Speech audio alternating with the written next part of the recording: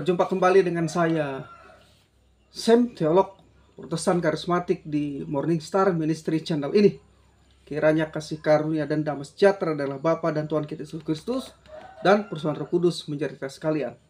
Pada kesempatan ini saya akan menyampaikan materi saya tentang misteri kematian. Di dalam Wahyu pasal 14 ayat 13 di sana dikatakan, "Dan aku mendengar suara dari surga berkata, tuliskanlah, berbahagialah orang-orang mati yang mati dalam Tuhan sejak sekarang ini.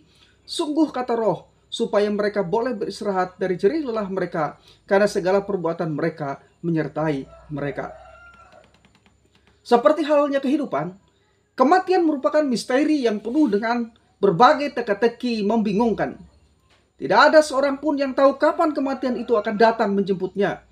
Tidak ada seorang pun yang tahu pasti berapa panjang usianya di dunia ini. Bila kita melakukan riset singkat ke kuburan dan mencatat usia mereka yang meninggal, pasti kita akan menemukan berbagai jenis usia, mulai dari bayi, anak kecil, remaja, pemuda, dewasa, dan orang tua. Usianya mungkin mencapai 100 tahun. Saya seringkali melakukan ibadah pemakaman dan saya dengan sengaja melihat usia dari kematian orang-orang yang berada di pemakaman itu. Ada yang 1 hari, ada yang 1 minggu, ada yang 1 bulan, ada yang 3 bulan, ada yang 1 tahun, ada yang 60, 70, 50 tahun, dan ada yang sampai pernah saya temukan 100 tahun lebih. Nah, ini semua membuat kita melihat bahwa kematian itu bervariasi.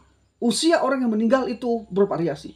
Nah, statistik dunia memberitahu kita bahwa setiap 2,5 detik ada seorang manusia yang meninggal dunia. Sekali lagi, semua fakta memberi kita teka-teki tentang misteri kematian, sekaligus memberikan kepada kita semacam peringatan tanda agar kita bersiap-siap menghadapi kematian bila dia datang menjemput. Nah, karena kematian merupakan misteri, maka dalam perjalanan dan pengalaman manusia menghadapi masalah kematian, muncul berbagai tafsiran yang mencoba menjawab apakah makna kematian itu. Dan bagaimana pula dengan seluk-beluknya. Secara umum, mati adalah ketika jantung seseorang berhenti berdetak, atau otaknya berhenti bekerja, atau berhentinya hembusan nafas seseorang, atau tubuhnya menjadi mayat, kaku dan dingin. Ini adalah definisi medis fisikal atau definisi medikal. Lalu menurut Alkitab, apakah pandangan Alkitab tentang kematian? Yang pertama, menurut Alkitab, mati berarti kembalinya tubuh manusia ke tanah atau menjadi debu, dan kembalinya roh manusia kepada Allah. Saudara bisa baca di Pengkhotbah 12 ayat yang ke-7. Bagi mereka yang ketika masih hidup di dunia ini tidak percaya kepada Yesus Kristus sebagai Tuhan dan Juru Selamat, roh dan jiwanya akan pergi ke tempat intermediate state yang disebut dengan kerajaan maut atau Hades. Saudara bisa lihat Lukas pasal 16 ayat yang 23. Hades adalah intermediate state, tempat penampungan sementara dari orang-orang yang belum percaya atau tidak percaya kepada Tuhan Yesus Kristus ketika mereka meninggal. Roh dan jiwanya berada di sana sambil menunggu kebangkitan di hari penghakiman terakhir di hadapan tahta putih yang besar. Nah, jadi kenapa saya selalu mengatakan dalam setiap ibadah pemberangkatan atau pemakaman, saya mengatakan mari kita mengantar saudara kita ini ke tempat peristirahatan sementara, bukan peristirahatan terakhir. Sebab intermediate state itu adalah tempat peristirahatan sementara untuk roh dan jiwa sebelum orang itu nanti dilemparkan ke Gehenna. Bagi orang tidak percaya, mereka akan ke Hades sebagai tempat intermediate state. Dan pada hari kebangkitan nanti, dia akan diberikan tubuh kebangkitan, tetapi bersama dengan tubuh kebangkitan itu, dia, roh, jiwa, dan tubuhnya secara lengkap dilemparkan ke Gehenna atau ke neraka. Sedangkan bagi orang yang percaya kepada Tuhan Yesus Kristus, rohnya, jiwanya akan pergi ke Firdaus.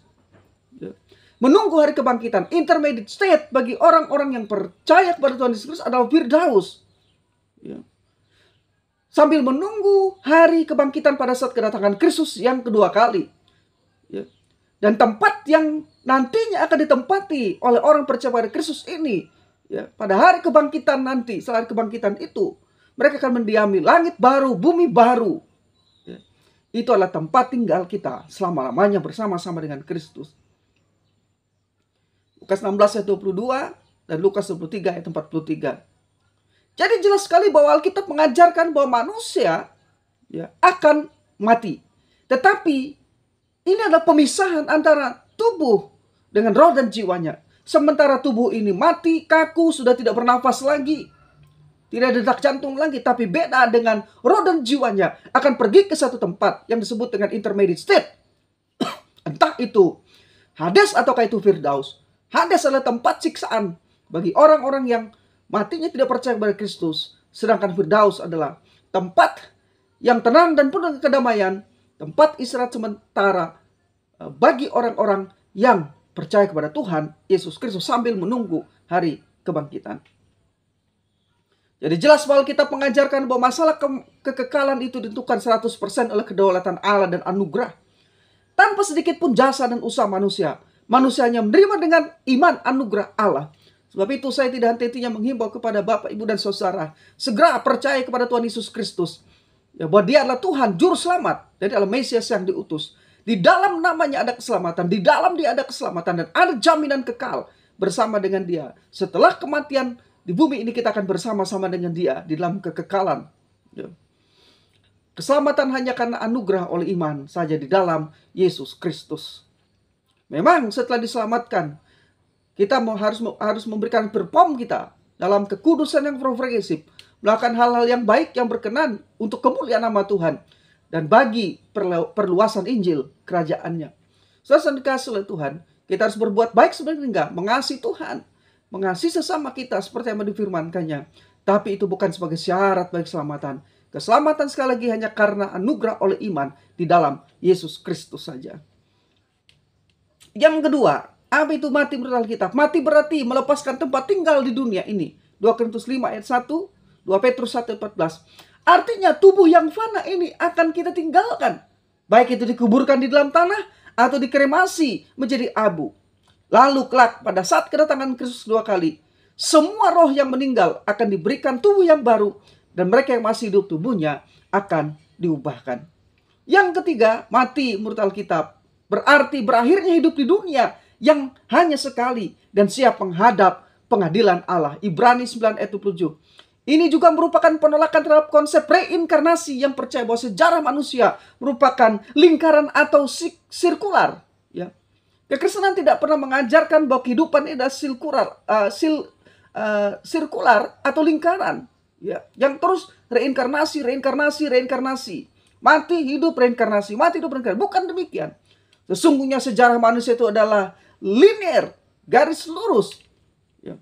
Penghakiman akhir yang dilakukan Allah bukan didasarkan atas perbuatan seseorang, melainkan berdasarkan iman seseorang kepada Kristus. Sedangkan bagi yang sudah beriman, akan menghadapi pengadilan untuk mempertanggungjawabkan semua karunia yang sudah dititipkan kepadanya untuk digunakan dalam konteks kerajaan surga. Saudara bisa lihat Yohanes 3:18, Wahyu 20:11-12. Jadi pahala sangat dihargai dalam kekristenan. Tapi kinerja kita, pahala kita bukan dalam rangka keselamatan kita, tetapi karena kita sudah diselamatkan. Perbuatan baik, ya. Perbuatan baik, kinerja kita, perform kita, perjalanan kehidupan kita yang kudus berkenan kepada Tuhan. Apapun yang kita lakukan itu diperhitungkan Tuhan sebagai pahala. Tetapi itu sekali lagi bukan sebagai syarat keselamatan. Di dalam kekristenan, keselamatan adalah anugerah Allah dalam Yesus Kristus. Dan kita terima melalui iman.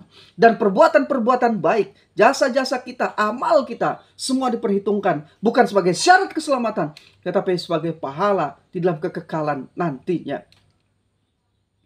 Jadi kekristenan bukan agama yang tidak menghargai jasa-jasa perbuatan-perbuatan baik kita setelah kita berada dalam Kristus. Itu semua diperhitungkan sebagai pahala, upah kita.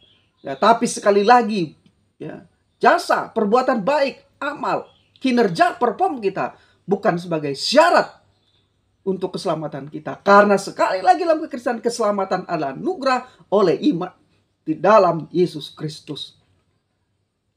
Karena itu apakah yang dapat kita banggakan di dalam dunia ini? Seseorang pernah mengatakan bahwa semua yang kita miliki hari ini hanyalah hiasan saja. Pada saatnya nanti semua harus kita lepaskan. Seperti kita lahir ke dunia ini dengan tangan kosong. Ketika kita mati kita pergi dengan tangan kosong juga. Karena itu jangan pernah bangga akan tubuh. Jangan pernah bangga akan parasmu yang tampan atau cantik. Karena semua itu suatu saat nanti akan tinggal tulang belulang. Jangan bangga akan mobilmu yang banyak dan mobilmu yang mewah, karena mobil terakhirmu nanti adalah mobil jenazah juga.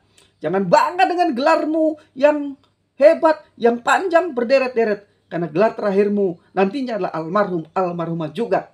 Jangan bangga dengan rumah besarmu yang mewah dengan tanah berukuran luas, karena tempat tinggal terakhirmu nanti adalah kuburan dengan ukuran 2x2 juga. Tetapi banggalah apabila hidupmu memuliakan Tuhan di dalam Kristus dan menjadi berkat bagi sesamamu dengan kasih yang tulus dari Yesus Kristus Tuhan. Secara saintifik dan teknologi modern tidak ada obat penyembuh bagi kematian. Yang ada hanyalah usaha untuk menunda kematian fisik, khususnya dari sakit penyakit. Sedangkan kematian rohani, kematian spiritual hanya dapat disembuhkan dengan satu-satunya cara, yaitu percaya, beriman kepada Yesus Kristus Tuhan. Yohanes 3:16, Yohanes 5 ayat 24, Yohanes 11 ayat 25. Sebab kematian Yesus adalah kehendak Allah demi kasihnya kepada manusia yang berdosa ini. Matius 26 ayat 39, Ibrani 22 ayat 9. Dan kematian Kristus telah membayar hukuman yang harus kita bayar secara lunas. Efesus 5 ayat 2, 1 Petrus 2 ayat 24. Sesungguhnya waktu kematian sudah ditentukan oleh Tuhan. Saudara bisa baca Ibrani 9 ayat 27. Sebelum Yesus datang kedua kali, kematian fisik akan berlaku bagi orang percaya maupun orang tidak percaya. Pada hari kiamat nanti, bagi yang belum mati tubuhnya akan diubahkan dari yang alamiah menjadi yang rohani. 1 Korintus 15 ayat 51 dan 52, 1-4 ayat 16-17. Saat kematian datang menjemput, kita yang mati dalam Kristus akan bersama-sama dengan Dia untuk selama-lamanya. Haleluya, terpujilah Tuhan. Rasul Paulus mengatakan, demikian sebab pada waktu tanda diberi, yaitu pada waktu penghulu malaikat berseru, dan sangkakala Allah berbunyi, maka Tuhan sendiri akan turun dari surga, dan mereka yang mati dalam Kristus akan lebih dulu bangkit. Sesudah itu kita yang hidup, yang masih tinggal akan diangkat bersama-sama dengan mereka dalam awan menyongsong Tuhan di angkasa. Demikianlah kita akan selama-lamanya bersama-sama dengan Tuhan.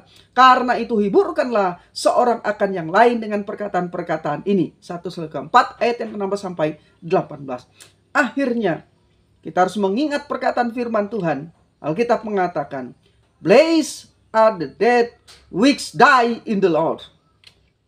Sesungguhnya berbahagialah orang-orang yang mati dalam Kristus atau dalam Tuhan. Wahyu pasal 14 ayat 13. Dan lagi Mazmur 116 ayat 15 dikatakan, precise in the sight of the Lord, in the death of his saints. Yang berharga atau yang bernilai di mata Tuhan, kematian semua orang yang dikasihinya. Saya Sam, teolog Protestan karismatik.